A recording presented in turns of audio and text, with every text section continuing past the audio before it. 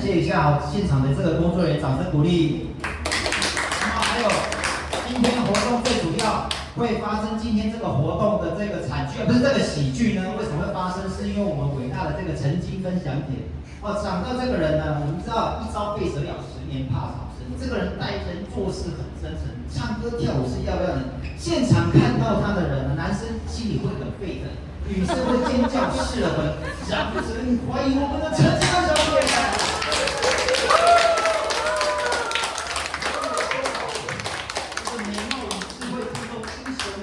侠义的化身，玉树临风，盛开一朵梨花压海棠啊！